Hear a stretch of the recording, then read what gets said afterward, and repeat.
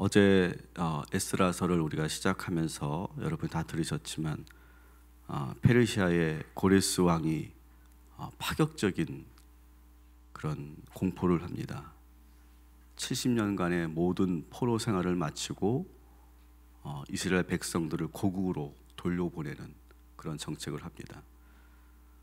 그 전에 바벨론은 포로로 모두 자기 나라로 끌고 와서 자기 나라의 많은 인재들을 통해서 나라를 부강하게 만드는 그런 정책을 폈다면, 이제 이 페르시아는 오히려 자기가 점령하고 있는 나라와 민족들이 각자가 잘 살 수 있도록, 오히려 그것이 이 페르시아를 더 잘 운영하는, 그리고 그 대신 더 많은 세금을 걷어들이면서 더 넓은 영향력을 미치게 하는 그런 정책을 피고 있는 것을 우리가 보게 됩니다. 그래서 이스라엘 백성들이 드디어 이제 고국으로 돌아오게 되는데, 얼마나 그 기다리던 순간이었겠습니까? 정말로 꿈에도 소원은 통일인 것처럼 그들도 꿈에도 소원은 다시 돌아가는 거였습니다. 그러니까 이 이스라엘 백성들이 다른 거 생각하지 않고, 묻지도 않고 따지지도 않고 이 페르시아의 모든 생활 기반을 다 정리합니다.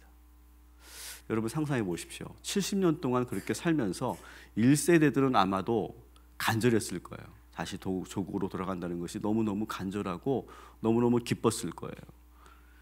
그런데 반대로 2세대들은 어땠을까요? 2세대, 3세대가 같이 있을 텐데, 그들은 이스라엘이라는 나라에서 태어나지도 않았고, 그리고 아버지를 통해서 듣기는 하지만 그것이 와닿지는 않았을 거예요. 그러면서 2세대, 3세대들은 거기서 바벨론, 페르시아에서 나름대로 정착도 하고 살 기반도 다지고 그렇게 있었을 것이란 말이죠.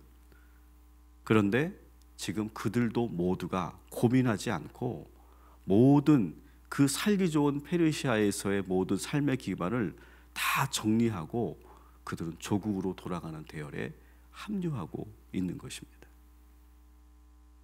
자기 나라에서 국민의 주권을 가지고 떳떳하게 사는 것이 훨씬 더 낫다고 판단한 것이죠. 그러니까 이스라엘 백성들은 70년에 나라를 잃고 포로로 잡혀갔지만, 그들은 자기가 누구인지, 무엇이 가장 중요한지를 그들은 놓치지 않았다는 거예요. 만일 그들이 잘 먹고 잘 사는 것을 선택했다면 그들은 굳이 지금 아무것도 없는 황폐화되어 있는 그러한 조국으로 돌아갈 이유가 없어요. 그러나 이스라엘 백성들은 그것보다, 잘 먹고 잘 사는 것보다 더 중요한 것, 하나님께서 인도하시는 그 땅으로, 우리의 조국으로, 아무것도 없지만 거기서 다시 시작하고자 하는 그런 마음으로 그들은 모두가 돌아가고 있는 거예요. 여러분, 오늘 우리가 살면서 우리의 생각이 복잡해질 때가 있어요. 근데 생각이 너무 많으면 아무 행동도 하지 못해요. 만일 이 이스라엘 백성들이 지금 가면 여기 있는 이 기반들은 어떻게 하지? 이제 막 장사 시작해서 잘 되고 있는데 이거를 접고 가란 말이야? 처음으로 내가 이렇게 포로민으로서 이렇게 내가 이 페르시아에서 공직에도 올라갔는데, 느헤미야 그렇지 않습니까? 내가 이런 공직에도 올라갔는데, 내가 이렇게 성공했는데, 내가 어떻게 여기까지 올라왔는데, 이것을 내가 여기서 다 포기하고 다 다시 돌아가야 된단 말이야? 이렇게 여러분 생각이 많으면 움직이지 못했을 거예요. 근데 이 이스라엘 백성들은 하나님께서 명령하셨고, 그리고 이 고레스가 하나님의 뜻에 따르고 있고, 그곳은 내 조국이고, 그리고 나는 이스라엘 백성이다라고 하는 아주 단순한 그 생각 하나 가지고, 그들은 명분 하나 가지고 짐을 싸는 거예요. 사랑하는 성도 여러분, 우리가 너무 많은 고민을 하면 아무것도 못합니다. 여러분이 생각하기에 이것은 옳은 일이고 신앙적인 것이고 성경적이면, 무엇보다도 하나님께서 기뻐하시는 일이면 무조건 아멘하고 순종하시기 바랍니다. 그러면 처음에는 조금은 손해볼 수 있고 더디갈 수 있고 어려움을 경험할 수 있지만, 너무 우리가 현실적인 생각, 너무 인간적인 생각에 빠지면 아무것도 못해요. 그것이 하나님이 기뻐하신 일이고 신앙의 양심이고 이것이 맞는 거고 정도라고 생각하면 곧바로 실천하시기 바랍니다. 때로는 우리 그리스도들은 단순해져야 돼요. 우리가 왜 말씀을 왜 봅니까? 나는 지금 그렇게 생각하지만 말씀이 그렇게 하라고 하면 하는 거예요. 나는 지금 현실적으로 고민하고 있지만 하나님께서 그렇게 말씀하시면 우리는 순종하는 거예요. 사실 그리스도인은 그래서 단순한 사람들이 어떻게 보면 추진력이 강한 사람이에요. 여러분, 말씀에서 하나님께서 기뻐하시는 일이면 이것저것 따지지 않고 오늘도 실행하시기를 주님의 이름으로 축원합니다.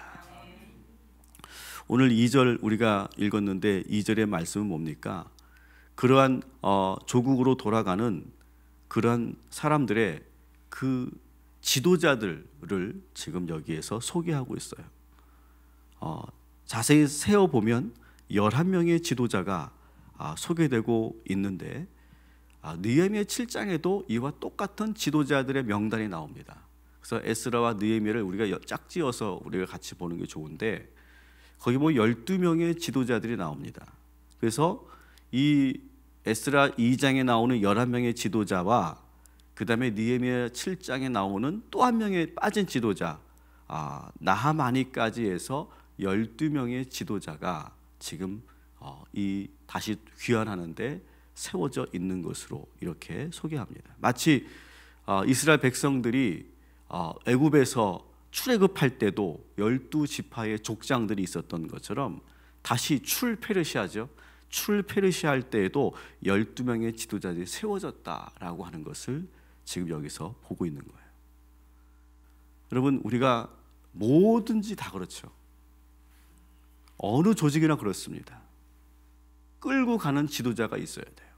그리고 그 질서에 우리가 따라가야 되는 거예요. 그것이 공동체를 유지하고 그리고 공동체가 더욱더 번성하는 그런 기본적인 원리라고 볼 수 있죠. 내 마음대로, 내 뜻대로, 내 생각대로 하는 것이 아니라 좋은 지도자들의 그 가르침과 뜻에 따라서 우리가 행하고 순종하고 따를 때 그 공동체는 안정되게 되는 것이죠. 이 이스라엘 이 백성들이 포로로 있을 때는 그렇게 어떤 체계가 없고 질서가 없었지만 다시 조국으로 돌아갈 때는 이 12명의 지도자가 있었던 것처럼 여러분들도 오늘 하루 그 질서를 잘 따르고 그 지도자와 함께하는 그런 여러분이 되시길 바랍니다.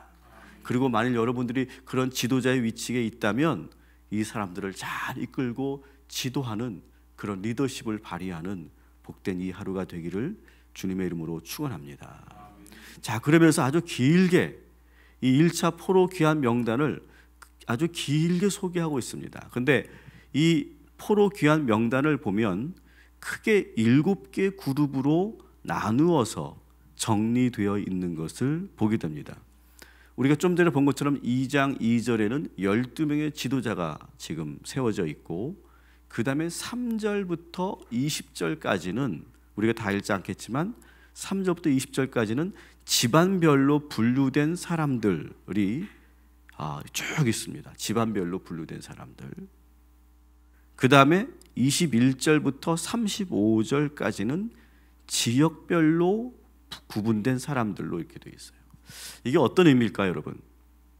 포로로 잡혀갔어요. 포로로 잡혀갔는데 집안별로 분류됐다라고 하는 건 뭘까요? 이게 참 감사한 거죠. 70년이 지났는데도 그 집안이 그 포로로 살면서도 그 집안이 무너지지 않았다는 거예요. 그래서 여전히 그 집안이 존속해 있는 거예요. 무려 지금 오늘 말씀 보니까 15,604명이 그 집안별로 가문별로 분류되어 있는 거예요. 여러분, 우리가 오늘 이 시간 기도하면서 이런 기도했으면 좋겠어요. 하나님, 우리 가정이, 우리 집안이 어떠한 시련과 어떤 환난을 만나도 흔들리지 않는 가문 되게 하여 주옵소서. 절대로 무너지지 않는 그런 가문 되게 하여 주옵소서. 그렇게 기도할 때 하나님께서 이러한 은혜와 축복을 허락하여 주실 줄 믿습니다. 그런데 21절부터 35절까지는 뭘 어떻게 구별되어 있다고요? 지역별로 구별됐다 이렇게 되어 있어요. 이것은 위에 집안별로 분리된 사람들과는 조금 구별이 됩니다. 조금 안타깝게도 그들의 가문은 분명히 그들의 가문이 그들의 집안이 어딘지가 분명하지 않은 거예요. 그러니까 돌아가도 그 조국으로 돌아가도 자기가 어느 집안인지 어느 땅에 살았는지 우리의 조상이 누군지가 지금 분명하지 않은 사람이에요. 딱 하나 내 고향이 어디다 그 정도만 알고 있는 거예요. 아마 우리가 실향민들이 이제 우리 남과 북이 통일하면 집터가 어디고 우리 집안에 이런 집문서가 있고 그걸 갖고 있는 그런 실향민들이 있고 그리고 어떤 실향민들은 우리 할아버지의 고향이 어디쯤이라고 알고 있는데 아마 그런 실향민들을 여러분 기억하시면 좋을 것 같아요. 이 이스라엘 백성들 가운데는 아직 그 집안은 정확하지 않은데 분명한 그러한 살 곳은 없는데 그래도 내가 있는 지역이 어디인지 정도만 알고 있는 사람들이 여기에 있는 거예요. 그래도 그들은 감사해요. 뭐가 감사하냐? 나의 가문과 내가 살 집과 내가 가면 어디에 거할지 그것은 분명하지 않아도 조국으로 내가 돌아간다는 거. 그거 하나만으로도 이들은 귀향길에 오르는 거예요. 상대적으로 그들은 이 집안별로 분류된 사람들과는 상대적으로 본다면 감사할 내용이 크지 않지만 그래도 돌아간다는 사실에 기뻐하는 사람들. 내가 그래도 다시 이스라엘 백성으로 내가 다시 고국으로 돌아간다는 그 사실에 작은 것에도 기뻐하는 사람들이 여기에 모여 있다라고 하는 거예요. 여러분, 우리가 이 지역별로 분류된 사람들을 우리가 바라보면서도 우리가 감사할 것을 놓치지 말아야 합니다. 우리가 남과 비교하면서 저 사람보다 내가 좀 부족하다 할지라도 오늘 우리에게 주신, 지금 당장 나에게 주신 그 하나님의 은혜에 감사할 수 있는, 기뻐할 수 있는 저와 여러분이 되기를 소망합니다. 우리가 이제 기쁨의 50일을 보내고 있습니다. 기쁨의 50일을 보내고 있으면서 이 지역별로 구별된 사람들처럼 절대로 기쁨을 빼앗기지 않고 다른 사람과 비교하면서 열등하다고 생각하지 않고 오히려 감사할 수 있는 저와 여러분이 되기를 주님의 이름으로 축원합니다. 또 한 부류가 어디 있냐? 36절부터 39절까지에 있습니다. 이들은 누굽니까? 제사장들을 계수하고 있어요. 제사장들을 계수하고 있는데 무려 4,289명이나 되었다 이렇게 되어 있습니다.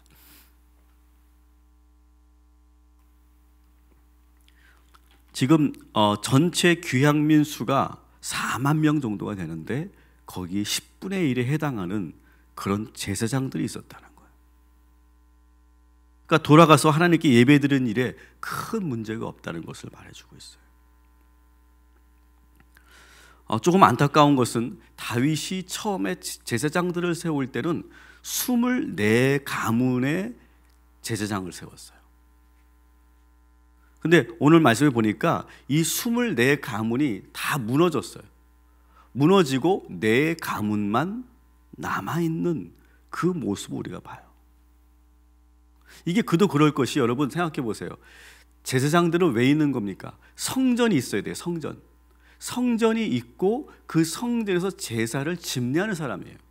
근데 이들이 포로로 잡혀갔어요. 거기 성전이 없어요. 그러면 제사장이 필요해요? 필요하지 않아요? 불필요해요. 의미가 없어요. 제사장이라는 게 제사를 드릴 수 없으니까. 그렇게 70년이 지나는 거예요. 그렇게 70년이 지나니까 어떻게 될까요? 어느 가문은, 어느 제사장 가문은 그를 놓치는 거예요. 잃어버리는 거예요. 그 전통을 포기하는 거예요. 무너지는 거예요. 그러다 보니까 24집안이 모두 무너지고 지금 24집안 중에 4가문만 남아있는 거예요. 끝까지 그 집안은 믿음을 지키고 가문의 사명을 버리지 않았던 거예요. 그 전통을 이어갔던 거예요. 여러분, 세상이 아무리 변하고 달라진다 해도 우리 가문의 신앙만큼은 절대로 포기하지 말아야 될 줄 믿습니다. 이게 쉬운 게 아니었을 거예요, 여러분. 포로로 잡혀가서. 우리 이제 목회자들끼리 모이면 목회자 자녀들을 놓고도 우리가 같이 이야기를 나누는데, 참 이 목회자 자녀들이 신앙적으로 영적으로 많이 방황하는 그런 가정이 참 많아요. 그래서 우리가 같이 고민하고 함께 의견을 나누고 지혜를 모으고 그런 대화를 많이 나누는데, 여러분의 가정과 우리 목회자의 가정들이 정말로 우리가 깨어서 우리 자녀들의 그 믿음과 신앙을 절대로 포기하지 않고 끝까지 지켜갈 수 있도록, 그래서 제사장의 가문은 제사장의 가문대로, 장로의 가정은 장로의 가정대로, 권사님의 가정은 권사님의 가정대로, 우리의 가정이 3대, 4대, 5대 그렇게 이어오는 그런 믿음의 가문이라면 그 가문대로 그 전통을 반드시 지켜가는 우리 모두가 되기를 주님의 이름으로 축원합니다. 절대로 쉬운 일이 아닙니다. 그렇지만 우리는 이것을 해내야 할 줄 믿습니다. 이렇게 제사장 가문들을 이렇게 정리하고 이제 또 보니까 5번째 분류가 40절부터 42절은 레위 사람들, 43절부터 54절까지는 성전 일꾼들, 그리고 특이한 것은 2장 55절부터 58절은 솔로몬 종들의 자손들을 여기에 또 소개하고 있어요. 이것도 좀 특이합니다.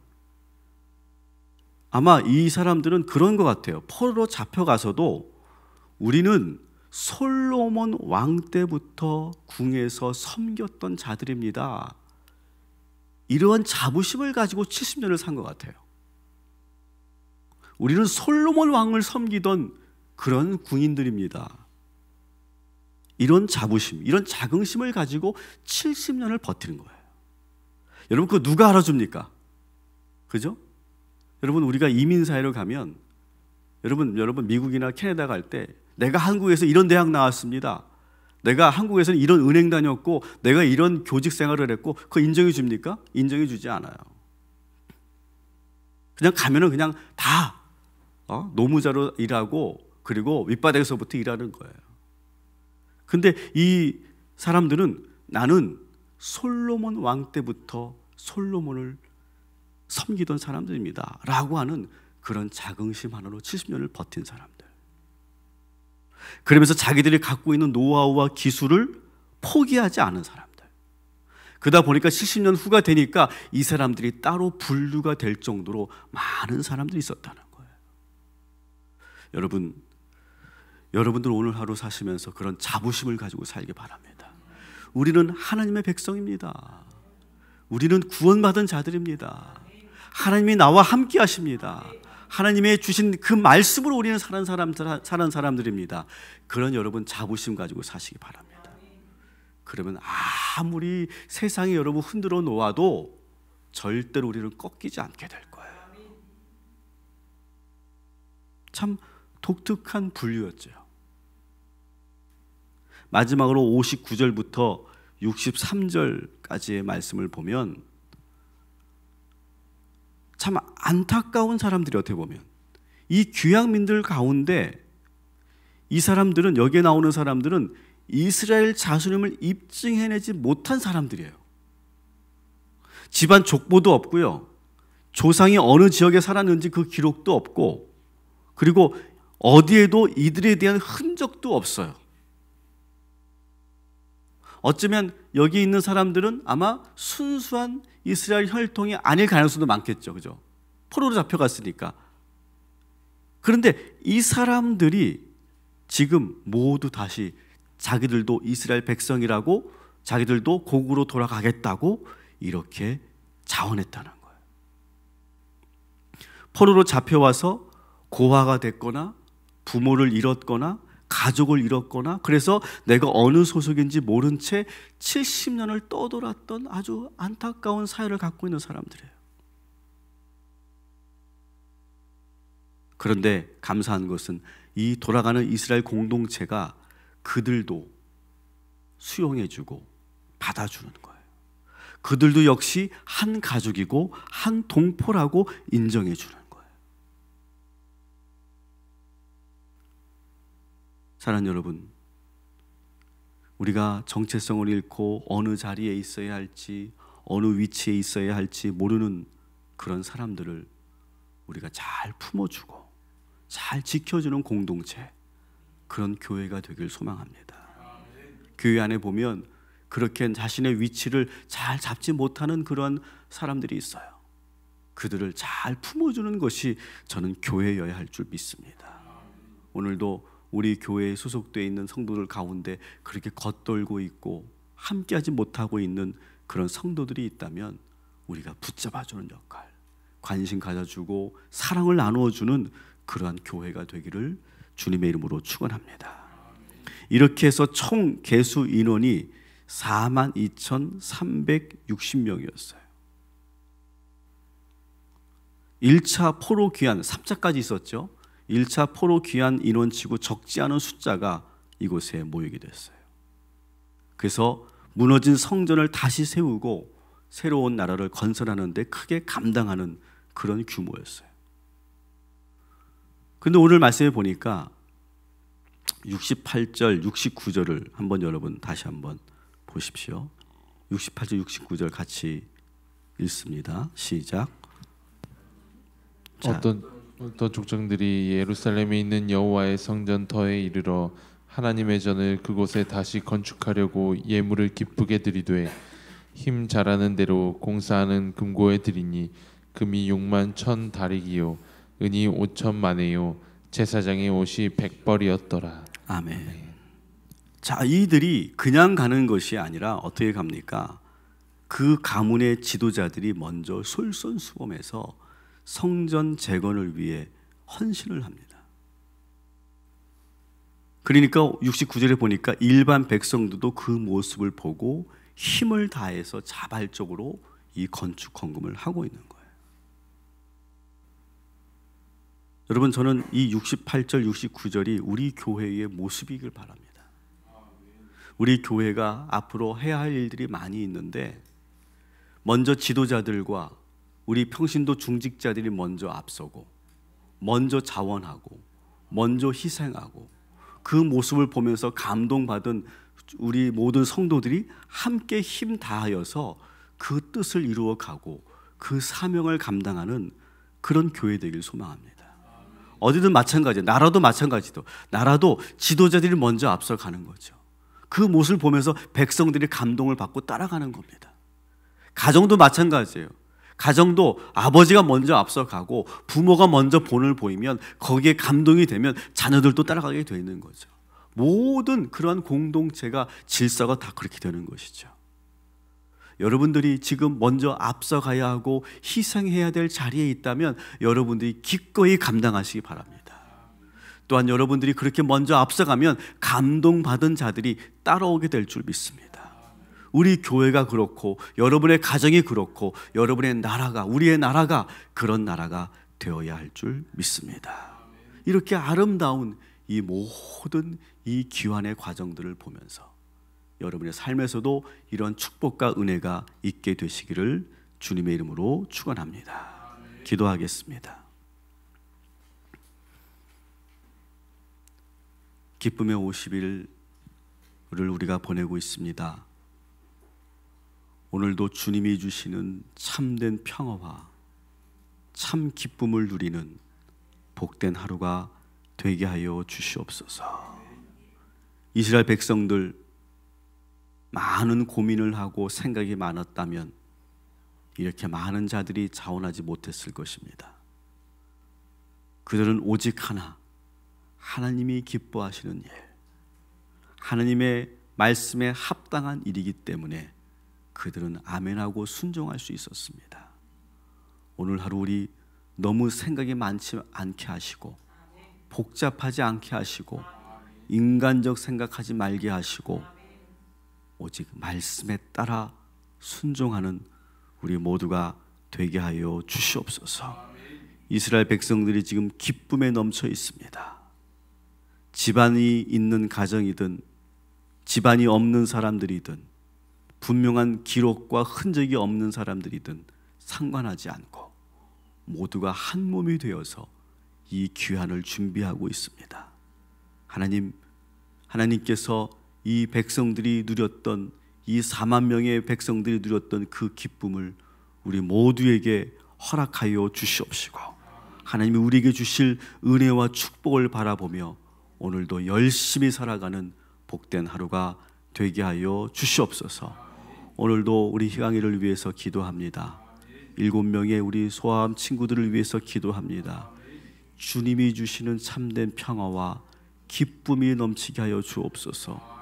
아프면, 힘들면 기쁨을 잃게 됩니다.